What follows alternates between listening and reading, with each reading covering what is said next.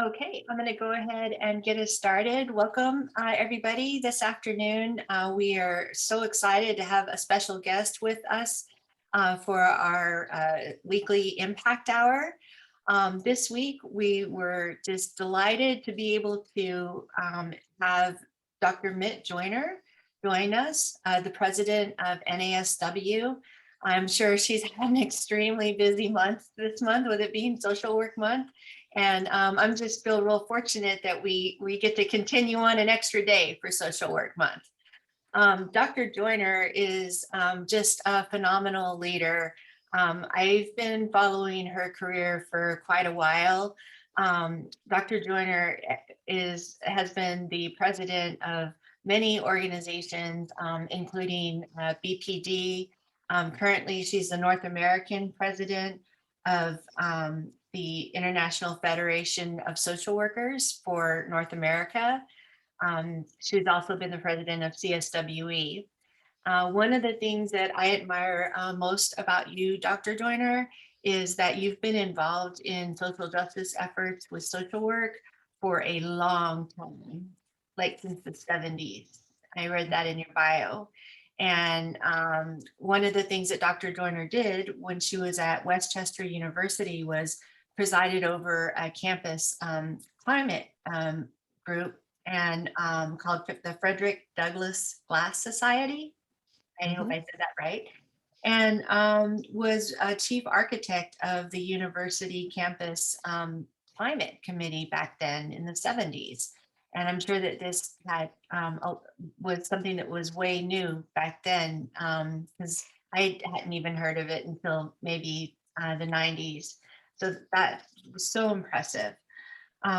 She is also, today she's going to talk to us about Ubuntu, which is building communities.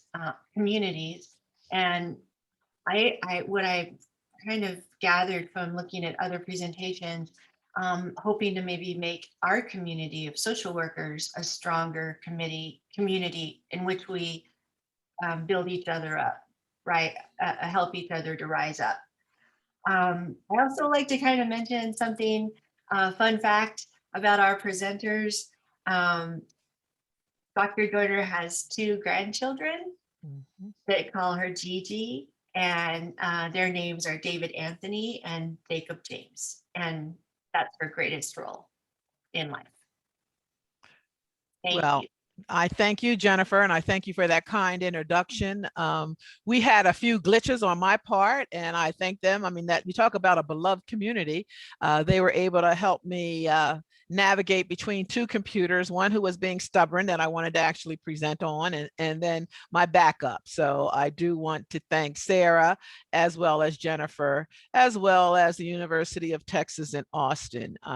I was a friend of Dr. White's, and I actually am a current friend of the deans. We've done a couple of things together.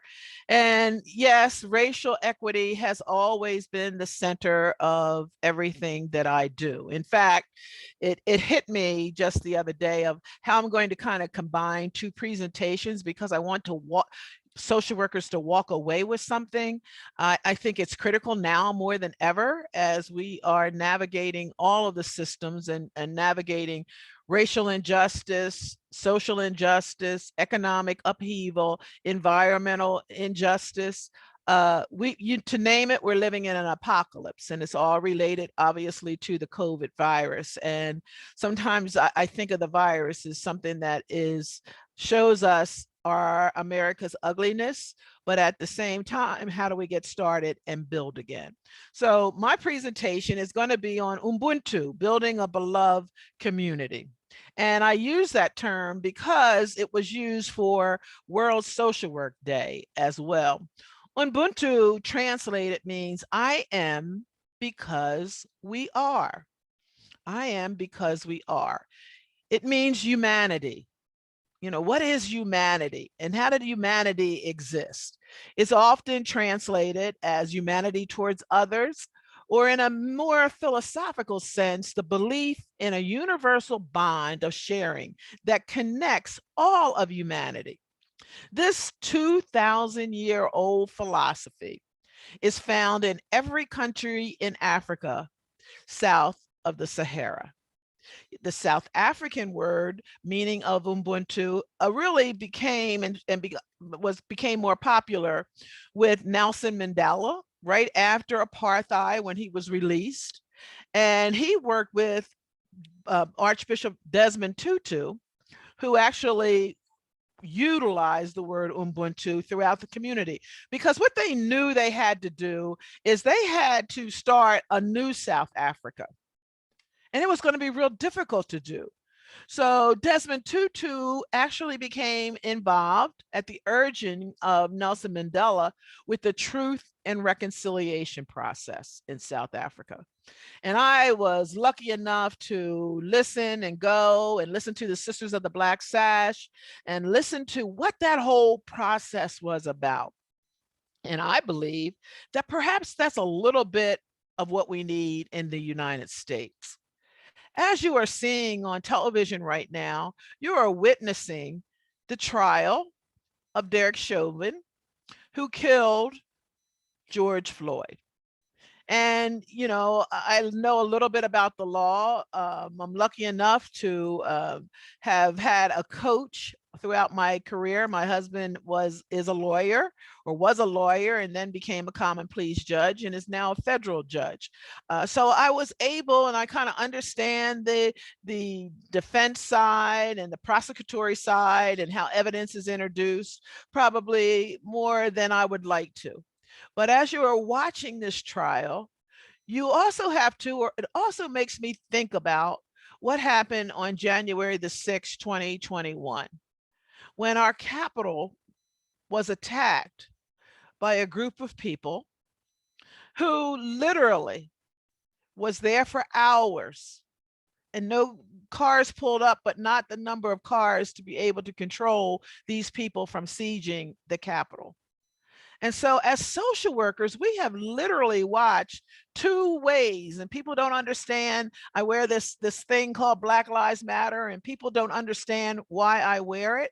I wear it because we have two totally different systems going on. Now you see in the George Floyd who died, they talk about an alleged $20 bill, but there's no evidence as to whether it was counterfeit or not. Wow. And it's a $20 bill. Whether it was counterfeit or not, the question we must ask, was it worth being on his neck for 9 minutes and 26 seconds until the life was out of him? And yet we had the insurrectionist who literally walked into the capital of these United States and defecated on the floor, smeared it on the walls, hunted down so many people, but was really on the hunt for Vice President Mike Pence and Nancy Pelosi, so much so that they had even had the opportunity and the time, without anyone telling them no, to build a guillotine at the Capitol to hang those individuals. And yet we killed somebody over an alleged $20 bill. We also know that this young lady had the opportunity to go into the office of Nancy Pelosi. And when she was in there, they destroyed her office, but they also did something that was remarkable. They stole her laptop. Now, that's the laptop of the Speaker of the House of the United States.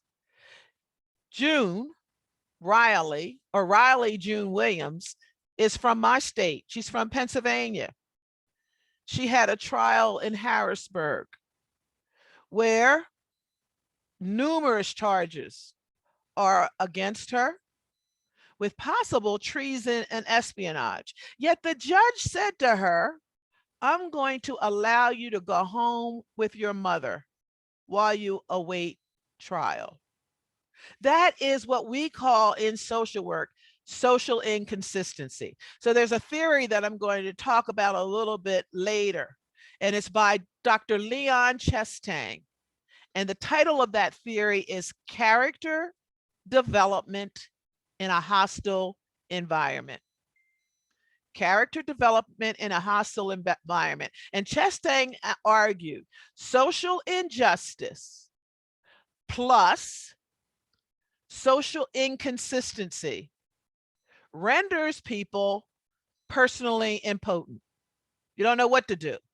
When laws are applied differently, you sometimes are like, wow. And we all go through that. Imagine driving down a highway and you're going 70 miles an hour and the speed limit's 60 miles an hour and the police stops you.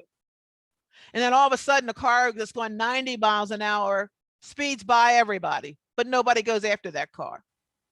So when social injustice plus social inconsistency renders one personally impotent, Chestang argued that either two characters emerge: the transcendent character, and that character is a character that says, no, this is not going to happen anymore, or the depreciated character. Wow, that's just the way things are, and we have to learn to accept it.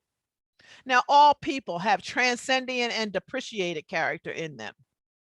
But I believe that social workers, and the reason why I'm talking about this right now, must be the transcendent character. That is why you came into social work. To always say, that is not right, and I'm going to do something to change it. So anyway, June was allowed to go home, but let's just go back in June of that year of 2020, when protesters were in front of the Capitol or at the White House, and they were sprayed with rubber bullets and gassed when they were allowed to be there in peaceful coexistence. Then look at this, where people are smashing walls. They're taking pictures of themselves. There's no mask. This is all during COVID. But even when most people do a crime, they sometimes try to hide their face. But these individuals felt there's no need to do that. There's no need that I have to hide my face because I'm okay. The police are not going to arrest me. Look at the difference in the two marches: protest and then an insurrection. And ask yourself the question, because we've been home all year and we've been witness to why people are having those signs, Black Lives Matter.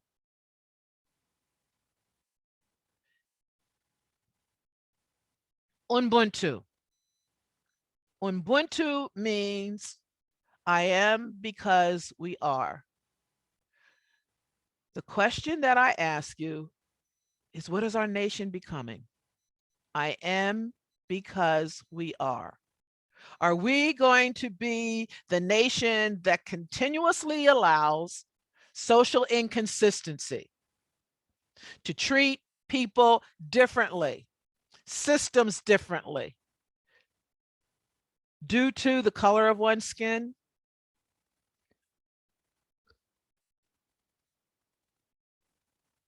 I am because we are. We do know that, as Desmond Tutu talked about and Nelson Mandela talked about, that we must build a moral compass. What is the moral compass of social work? What do we believe in? Who do we risk for? And what is our role today? What is our role today as we are moving out of COVID, but as we move into a community that is so distrustful of government, distrustful of people? How do we build a community that is safe and just for all? And what is the role of the social worker as we move to the truth and reconciliation process that must occur in America. You know, I was a lover of Barbara Jordan, and she's from Texas. But Barbara Jordan's quote said, "For all of its uncertainty, we cannot flee the future. We must not become the new Puritans and reject our society. We must address and master the future together. It can be done if we restore the belief that we share a sense of national community, that we share a national endeavor." Equity is one of the defining principles that we have, and we must work to achieve racial equity. You see, equity, it speaks to class, it speaks to race and ethnicity, it speaks to gender identification, it speaks to life experiences. Social workers who lead with an explicit set of values that can strengthen the community, they can be the change agents. You see, justice has always been a core value in our nation. It is also within our code of ethics, social justice. You cannot be a social worker and say, "I do not practice social justice. I only do X, Y, and Z," because that is not social work.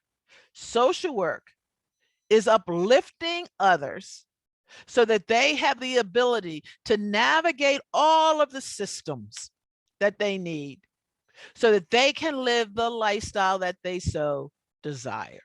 That's social work. You know, we have this idea right now in social work about the abolitionist movement. But I'm here to say that I think all social workers should be abolitionists and are abolitionists. We don't want people to need us and to come to us and to listen to us and to do things the way we feel they should be done. We want them to have the information and be able to do what is best from them. See, it's no longer about hierarchy, and we'll look at hierarchy and oppression in a few. It's no longer about that. It's about building a longer table where everyone is at the same level and we listen to each other. Because the one thing that I always want to tell you is diversity is the strength of our nation. It makes us so much better if we learn from one another. Diversity is the strength of America. We're not a monolithic country. We don't look at things through one lens. We look at things through multitudes of lenses. If it's a kaleidoscope, we turn that kaleidoscope and we see all other kind of visions and ways of doing things. Even in social work, we have built our own hierarchy. You know, we have the supervisor, the department head, the agency head. And if the agency head says it has to be done this way, most people do that, but not you, the social worker. You, the social worker, must challenge all systems, whether it be at the individual, which is we call micro, the agency, which we call meso, or the larger societal systems, which we call macro. And there's no war about micro, meso, and macro. You may be functioning and working at the micro level, but you, in fact, work with meso and macro. If you work at the meso, micro and macro. If you work at the macro, meso and micro. Social workers need to understand all three. I often would say to my students, it's like a cord and it's all wrapped together. And it's the strength of that cord, micro, meso, macro, that works. You see, right now, NASW, as well as a lot of organizations, understand that race equity must be at the core of everything we do. Race equity must be at the core of all practice because of those defining principles that I mentioned. You know, when a student goes to hold someone's hand during this pandemic, They are finding out that all people are equal. Now, we do know that the disparities exist of who is dying and even who is in line. Because again, when people who are in systems, and I want to keep saying, people make up systems. They're just not some big thing that's immovable. People make up systems. But the rules that we imply for the vaccine has caused a lot of disparities because people have always practiced more for themselves rather than for their communities. You see, in Canada, a country that I represent, they decided to give their vaccine out to those who were dying first. So they took the data of who was dying, and that's how they got who gets in line first. But here in America, we didn't do that. And in fact, we found ways to even circumvent that. And we do know when you look at it from Kaiser Family Foundation, you can look up the numbers of who gets shots in the eyes. And it's not because African Americans and Latinos or Native Americans don't want the vaccine. It's that they're not able to get it. And it's because of the system that we created.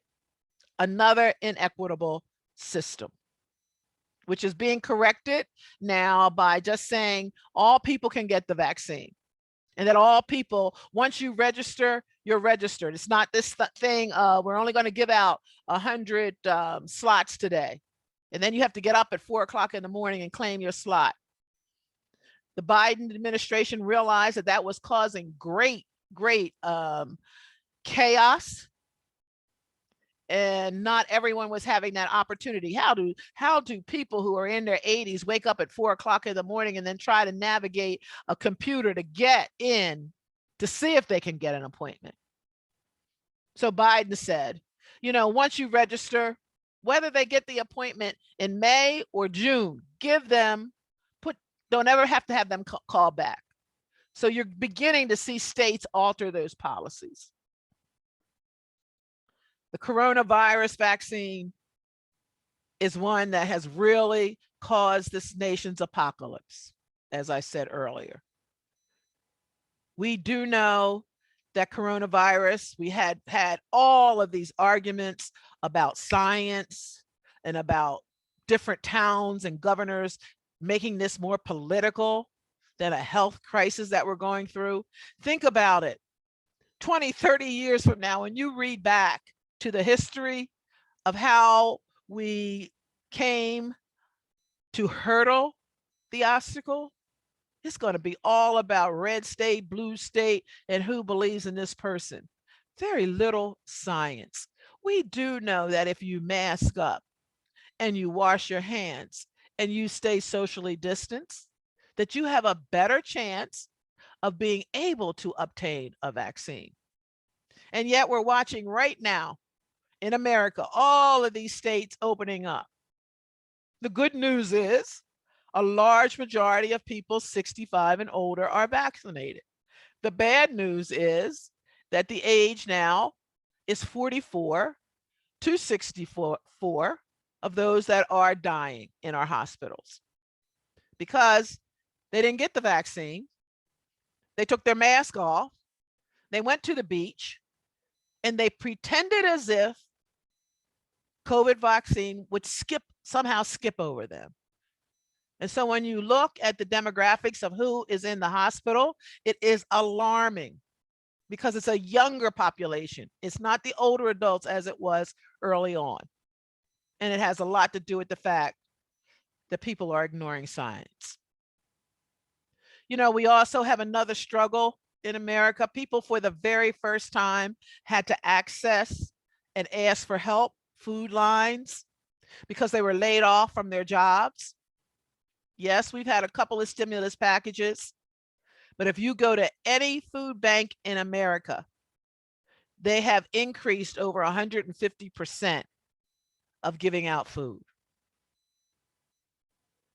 We've had the struggle of taking things to our parents so they could go inside. You might go to your childhood home, but you can't go inside.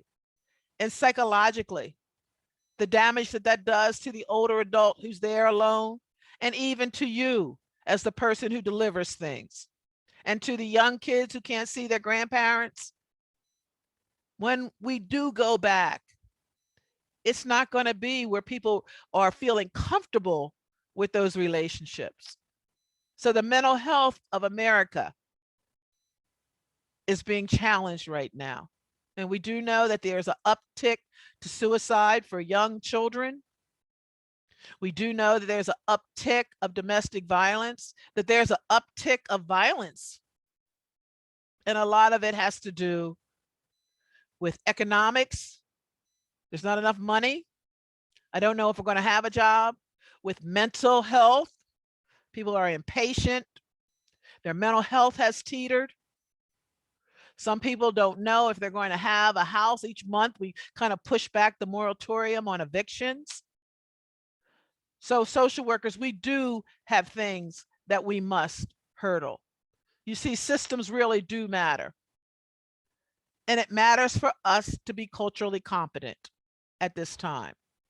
NASW has released a blueprint related to social policy priorities under the Biden-Harris administration.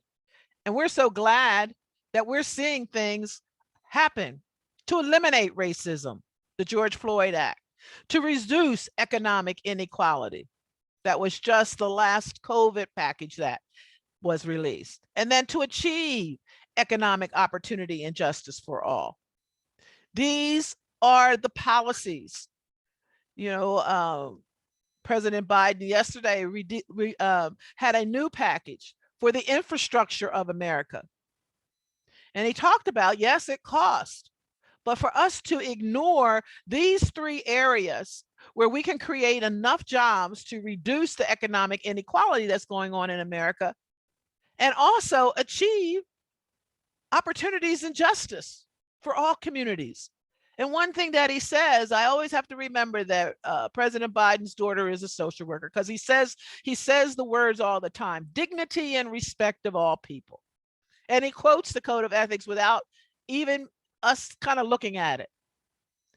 So Ashley has had her impact on her dad. And we also know that this is happening all over the world. Tornadoes, fires, floods. Social workers are essential. They are right now at the front lines of all of the social problems that I just detailed. And yet we struggle with understanding how we must relate to people as it relates to their culture.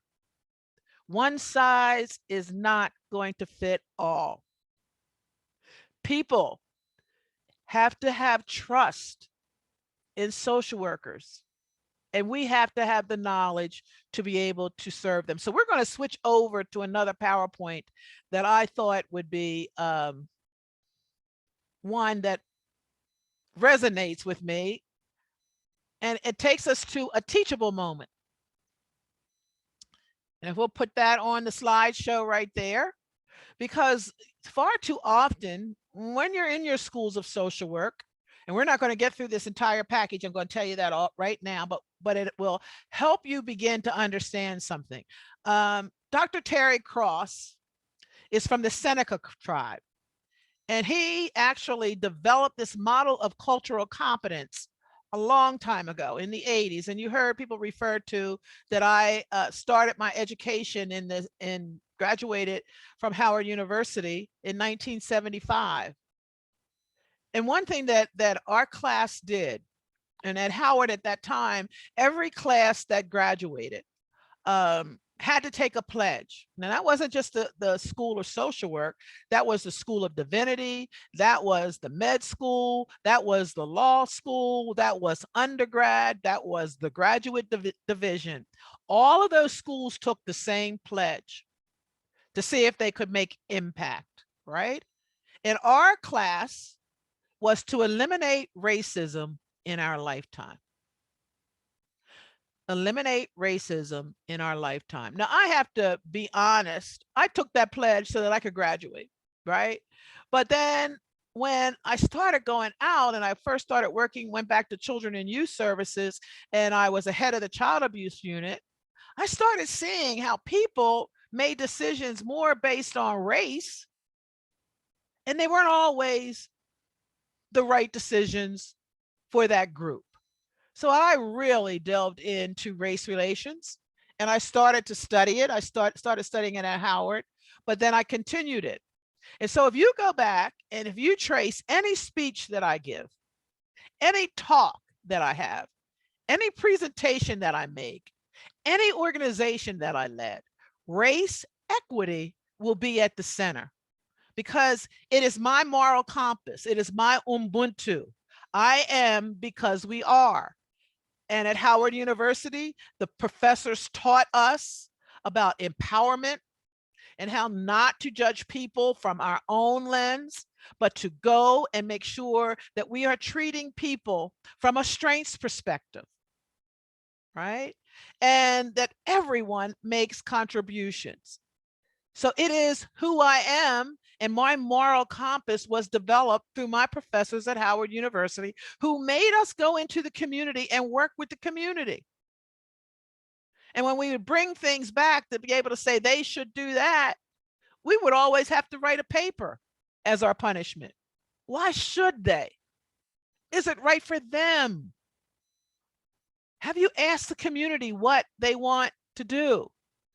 And so over this last year, we've had everyone come up with all kinds of ideas, excuse me, about what should be, right? We have ideas about tearing down systems. We have ideas, but have we asked the community? I mean, social work could be so powerful if we, all the schools of social work, engaged in a study where we went out and we did an assessment in every community in America, rural, urban, suburban, and came back with some data on what the community wants. How does the community reimagine their future? You see, you can't get all of your knowledge from books because books don't always give you the cultural perspective. So we have to be able to do a better job of making sure we speak to the community. So Terry Cross said, we'll go to the next slide and then we're going to come back to this one. He developed the model of cultural competence.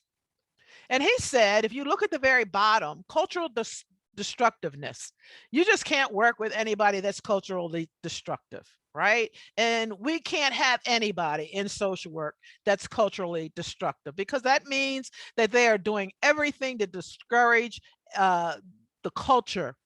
And he talks about this from his Native American experience.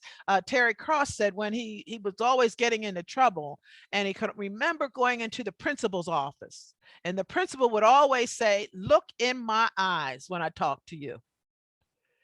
And Terry Cross couldn't look in his eyes. And so he was punished because he refused to. They thought he was being insubordination. They thought that he was just a kid that would do what he wanted. But in his culture, it's a sign of disrespect to look an elder in the eye. So he went and graduated from Portland State, and he started looking at how people are judged, but people don't look at their culture. So cultural destructiveness is something that is at the bottom. They are your white supremacist people or your whoever is at the extreme. Cultural incapacity are people who are also unwilling. Oh yeah, but you know, we're all here now, so let's just all. They don't believe in cultural diversity. They don't understand the roots of what's going on. If you look at the Chauvin trial and you're watching people break down in tears, they're breaking down in tears, yes, because George Floyd is dead and they wonder if they should could have somehow stopped it. But it's also a cultural thing. All the way from the time that African Americans came here in 1614, they have been killed. They have been lynched. Emmett Till was thrown into the water but first beaten to a pulp at a young age of 13 because he was allegedly said, bye, babe. And later on, we learned that he didn't even say that. And so those were tiers of our history, where people couldn't even relate to it if you did not understand the tiers of pain. Here we go again. So many of us have died. And here's another man that has died, 9 minutes and 26 seconds, because we didn't do anything, because that police, that hierarchy had their guns on us. It was a painful moment. And then you have cultural blindness. You know, the people that say, I don't see color. I treat all people the same. Now, if you're looking at me on the screen today and you do not see that I am an African-American woman, you need to put on your glasses. I am an African-American woman. I'm proud to be an African-American woman. I don't want to be any other race or ethnic group. But when people would say, oh, we're all the same, Mit, no, we're not. Let's go back to the slide that we skipped over, the one back. So then we have pre-competence. It's where, well, you know, there must be something, and this is where most social workers are, where, you know, we've learned a little bit about cultural awareness. We understand that there are differences, and we're going to try to correct those deficiencies. That's where a lot of social workers are. Now, just so that you know, in February of this year, the NASW Code of Ethics is bringing back that you have to be competent to practice social work, right? So cultural competence is now a requirement. So we can look at it through pre-competence, and then we look at basic competence, where you accept and you appreciate, and you kind of look at things and you attend all of these trainings that we have, and you begin to learn the value of differences. But what Terry Cross said is that social workers must be advanced competence. And that is what we're saying now in our code of ethics, that you get the details, you engage in research, and you understand the differences. But you are also humble enough to know that you always will be learning. So to say that you are competent means that there's always more to learn. You don't know it all. I don't know it all about all of the different cultures of Native Americans, but I do know that there are a lot of different groups. When Christopher Columbus landed, at least 493 different Native American tribes. We named them Native Americans. We named them Indians, but they have their own name, their own tribal name. So now let's go down 3 slides. Let's go past Terry Cross's.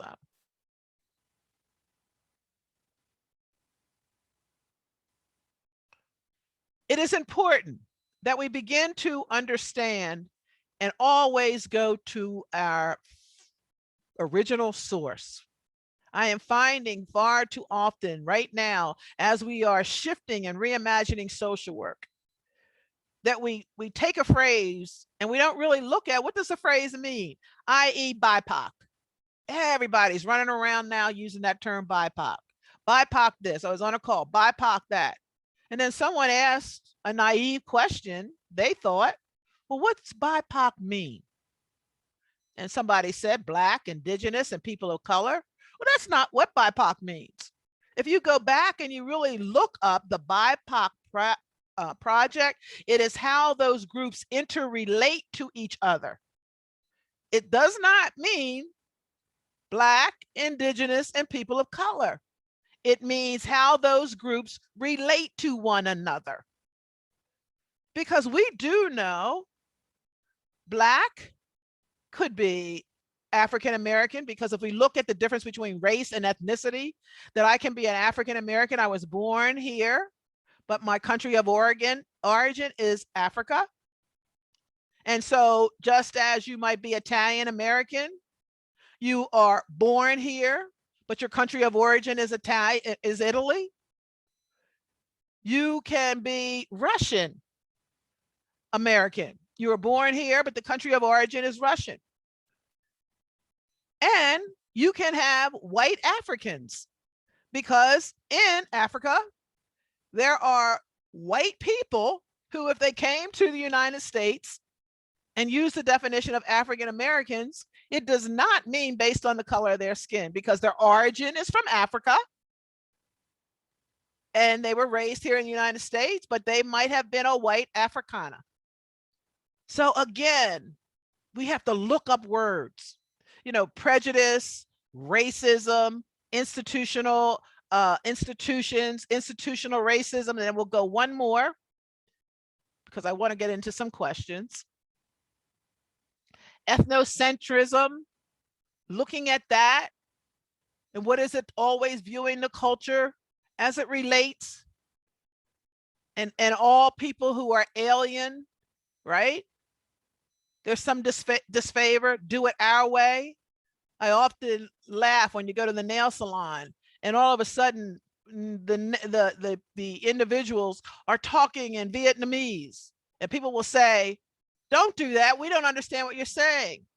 That is not their problem. People have the right to speak the language of their choice. Language is a discriminatory way to say that you have to speak English. Cultural racism, paternal racism, and let's just go on to the next one. Slide. Racist society, and then this is the one that I'm going to stop with, again by William Loren Katz. Who is a racist? And this is where I would stop my class and we would stay for weeks until I could get the class to understand this definition. All white individuals in our society, as they receive the benefits distributed by a white racist society through its institutions. It has nothing to do with you. It has more to do with the institutions we have, like the banking system, where they redline people because of color, the healthcare system, where they treat people differently based on their color, the education system, where students are judged differently based on their race. That is what racism means. So it's important as social workers that we grasp that understanding, because that is going to help us become more culturally competent. And so when people use words like white privilege, in fact, it was right there in Houston, Texas at, I guess it was where they had, it was the University of Houston graduate program, where they had Jane Elliott and Angela Davis. And Jane Elliott kind of said something, and in my training, I have incorporated it. She said, we've got to stop as social workers saying the word white privilege, because privilege in itself is a good thing. People want privilege, right? People like privileges. So in a way you say white privilege and people are like, I don't really have privilege, but who's going to fight not to have privilege? Jane Elliott, who is a great person to look up and read her work. She's a white individual that has been in this work for a long period of time. Brown-eyed, blue-eyed child is a lot of her work. But she said, when I go out in my training, I use the word white ignorance. And she said, heads go up. And people then are challenged on, are you saying that we're ignorant? And I tell them that I don't mean that in a negative way, because terms are not to be used in a negative way. I mean that because you lack the awareness of understanding various cultures and their perspective. And you grew up in this system that always put one group ahead of. And so you therefore don't understand all of the contributions of African Americans, of Native Americans, of Chinese Americans, and of our indigenous people. So I started using it in my training. And you know what? Usually when I use white privilege, people are looking on their phones, but when I said white ignorance, heads popped up and people were engaged with me. And then when I was able to break it down to say, I'm not being disrespectful to you, but what do you really know about the contributions of all groups? What do you really know about the Trail of Tears? What do you really know about Executive Order 9066? What do you really know about the Mexican-American War that ended, and what countries were where and what we agreed to do? And what do you really know about the Chinese Exclusion Act? That's what we mean. Okay. So let's get into some questions and answers. And I hope this has been informative and will help you continue to learn a little bit more. Thank you. That was incredible. That was a lot of information in a short amount of time. It is. I I can know. tell you've devoted a lifetime to Yeah. this. I have a question for you related to just the year that it's been, because I think you stepped into your role right before the pandemic or right after. Is that Right during the pandemic, I was president-elect in March. I okay? actually came home on a train all by myself when everything shut down. Oh my God. Yeah. So in July, I took office. So it was right after George Floyd. And so it was during a real hard time. What has that been like for you as a leader in terms of, maybe, running for this position and having this, vision of NASW, and then this happens? How did you have to adjust your leadership vision or your leadership style? To be honest, I was so looking forward to being president, going to all the different states and going around the world and seeing things and engaging with people. It was going to be the capstone of my career. And then COVID hit, and then racial inequity hit. And then it brought me right back to the reminder of my pledge.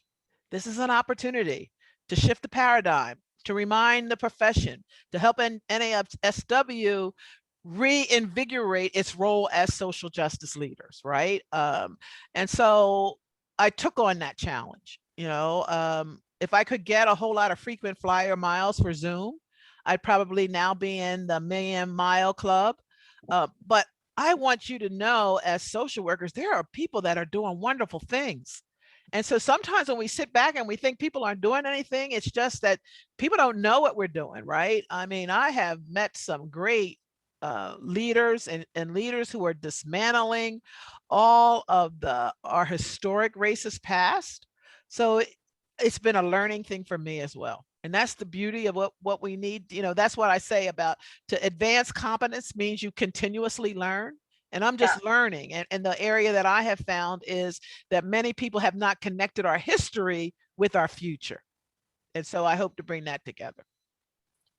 It would be so wonderful if there was some sort of a track or a class in social work that would teach us how to make our work more visible. Right. Oh, yeah. In a way that, because we just keep doing the work, Right. doing the work. We don't even name the work. We just do the work. And if there was just some way that we had like a marketing component or something in there, just so that people would have a better idea of all the things that we do. Jennifer, you have hit it on the nose. I have been talking with our CEO about how can we take our foundation side of the house and raise money or do whatever we need to do so that there's one place to go for all the information, right? To how do we have this social justice center?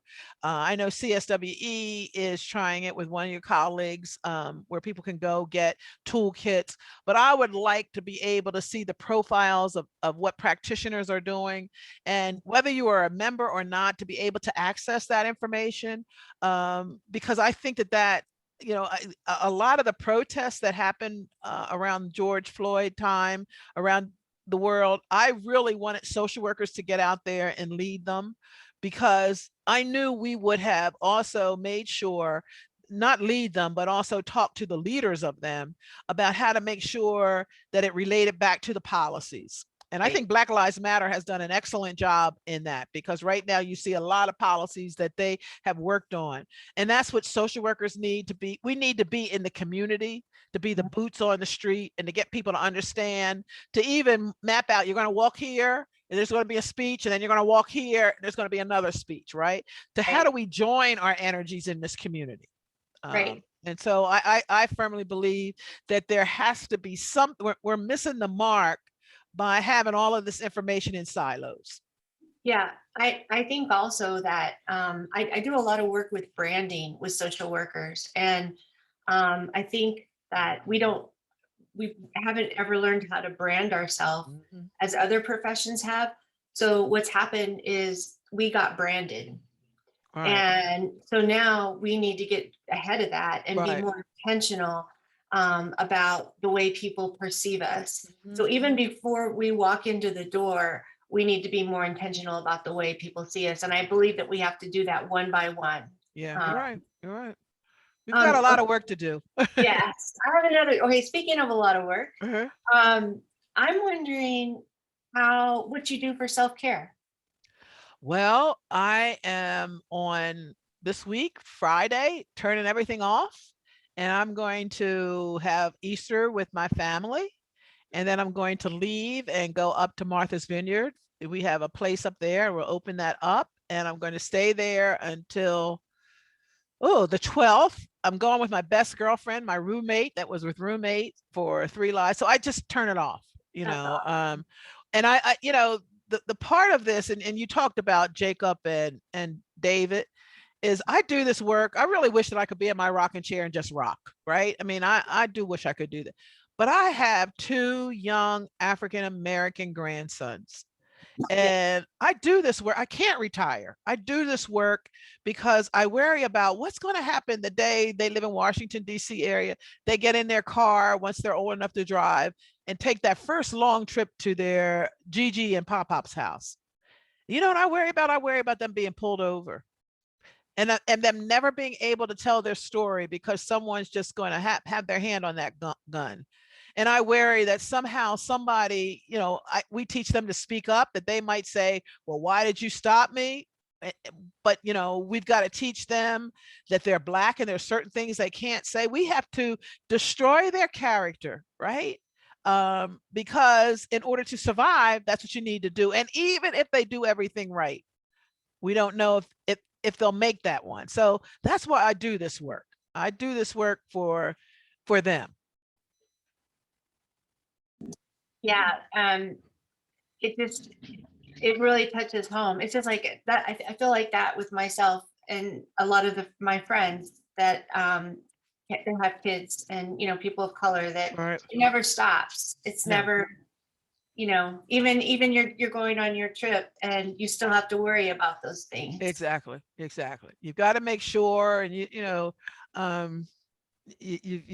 have to protect yourself, and not only from, I don't want to portray that all police officers are bad, because they're not. Many come from the community, many are a color themselves. Yeah. And I also don't want to project that every neighbor is your friend, right? So until we're able to talk in America very openly about our human stain called racism, all of that is, whether it's overt or covert, right? Covert racism to me is worse than overt, because Yeah. you assume the person is there with you, your ally, and they are not. So that's why, again, and I was on a call the other day, that's why it's, again, in social work, 75% of our social workers are white women. That's the data. And it is important for them to be as culturally competent as I am, because they're going to hear things that I don't even get to hear, right? They're going to hear like, oh yeah, Joyner gave that presentation, but that's a bunch of crap, right? I don't believe in that. This is where we're together, right? And you, Jennifer, are going to have to be with that person that says that is not correct. What I saw of that recently, and I think I'm going to write something on it. This last attack on the Asian community, where so many people who were killed were Asian Americans, right? And I watched the social work. I always watch the responses of social workers. And every time something happens like that, everything goes silent. And then I watched people saying, we apologize and we need to support our Asian community. But most of the people who wrote that were Asian Right. Americans, right? Right. And I Right. said, why is that happening? If anything, it should be African Americans and Latinos, and I don't say white Americans because I don't really believe in white Americans, but Italian Americans, who all of us should be supporting that group. And I made that comment, and one of my colleagues said, why do you think we should all, to jump out on the website and say, I support them? That doesn't do anything. And I'm like, yes, it does. You're a leader. And if people see what you're right, they're going to, your whole group that follows you is going to say, wow, that was Right. important for Jennifer to talk about that. Your family members are going to say, wow, that was important. Your community members. And so you have actually changed things by just making a statement. When we're silent, we are complicit, right? Right. Right. So social workers have to do a better job of when an African American there's a mass murder of African Americans, then all the other groups should be speaking up and helping African Americans. Because if you don't, then it makes me as an African American wonder, like, I went to school with a lot of social workers. Why aren't they not supporting me? Right. And then we have a band of groups of people of our own that write some statement. And then we think nobody cares. Right. So whether it is the mass shooting in Colorado, I released how I felt because nobody should die of gun violence like that. We shouldn't have these. And I don't have a gun and it's nothing about that. And I could easily say, well, it doesn't pertain to me, but it does. Right. And that's what social workers have to do. Every social worker, whether you work individually or whether you work in a major, you're all a leader. Every social worker leads. Right. I also liked what you said about white privilege earlier in your presentation, but I will say that I feel we all need to use our privilege, regardless of what it is, to help others that don't have that privilege. Right. Right. And I've seen that over and over again in terms of like taking students to DC and, you know, that oftentimes there are students who are much more prepared just because of the environment that they grew up in. Right. And students who are not. We have to help. We have to use what we have to help them. And that is the key. I even think that happens in the classroom when you might have a student of color in the classroom and the prof might say, well, tell us your experience. And to be able to say to the prof, you didn't ask me to tell my experience and I look just like you. Why would you? They're coming here to learn from you, not from you to learn from them, right? Now, maybe we might want to say, what has everybody's experience been? And then if that person wants to speak, they have the right, but calling on someone makes it as if they are the guru. And that is one thing that I often say is, you know, as I'm going around and I'm speaking, like, you know, this is Joyner's story. This is not the African-American story. It comes from my parents and my perspective and my moral compass. And there could be another African-American that has a completely different perspective. But that's the beauty of being able to have a diversity, right? Right. I do have a question from the audience. Dr. Yolanda McCarty-Harris. She says, Dr. Joyner, can you share your insight on why over 75% of social workers are white females? I believe that this is the number you used. Are there any efforts to diversify those numbers to resemble the populations in which we serve? Yes, well, because, you know, if you look at our total population of people, right? So African Americans make up 12.9% of the total people of the United States. And so when you look at white people make up almost 70% of the people. And then you look at Latinos, they're 13%. And then you're Asian. And so if you look at the demographics of our society, it is proportionate. It is proportionate. But what we need to do, we do know that more African Americans are attracted to helping professions. And so how do we go and recruit and retain?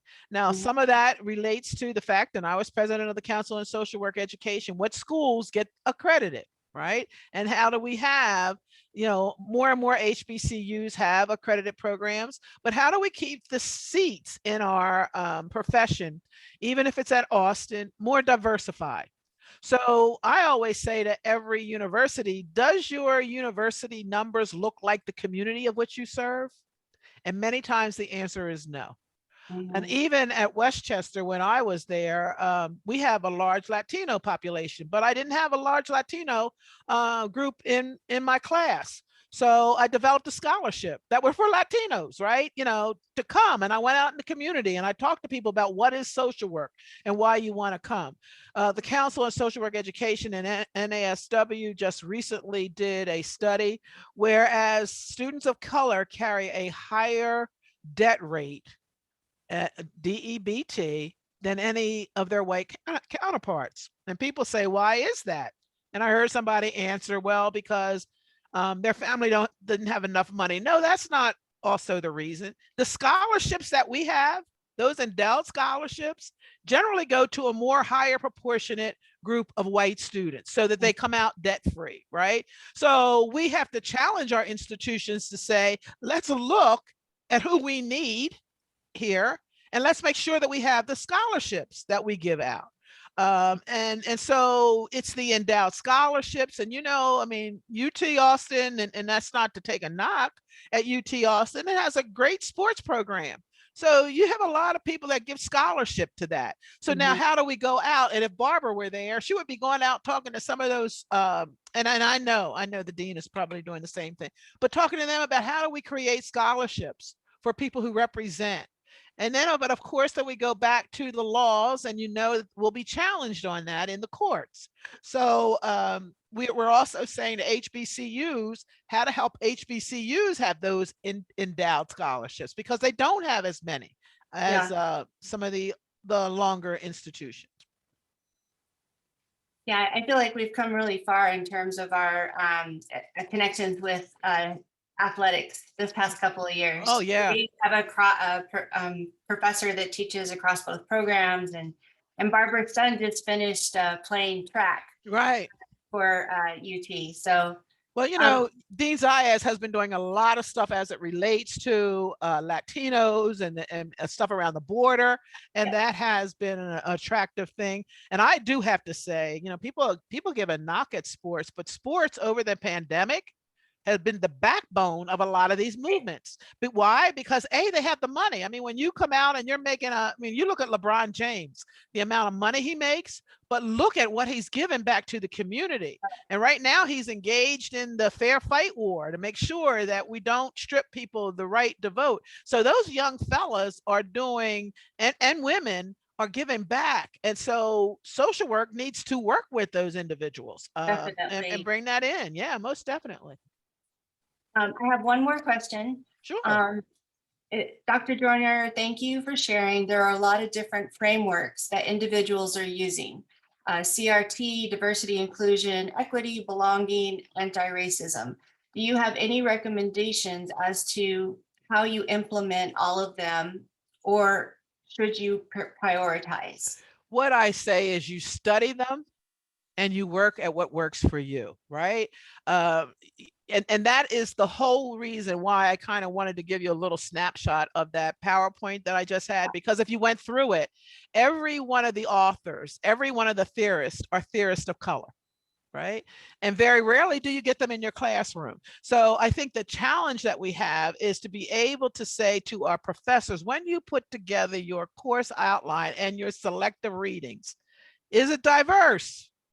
Because if it's only coming from their reference point or one reference point, you don't know. The question that was just asked, people don't know how to select.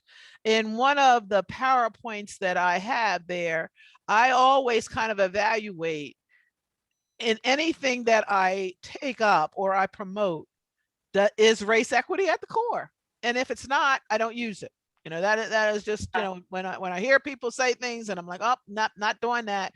Because that doesn't, or if it doesn't have a community base, you know, if it is just coming from the theorist, is just coming from a study that was done through looking at what other people did, but didn't really have a community. I love community participatory research. Yeah. I tend to say, you know, it's just somebody's idea. So you have to be comfortable about adapting things that work with your core, with your Ubuntu. Right? I am because we are. So I say to all social workers, why did you come into the profession? What did you want to accomplish? And I tell people to write it down on a piece of paper and to go to the fastest Staples and get it laminated. And then put it at a place so that you constantly look at it. And you say, am I being true to what I wanted to get done? Right? And what are the theorists that's going to help me achieve what I've get done?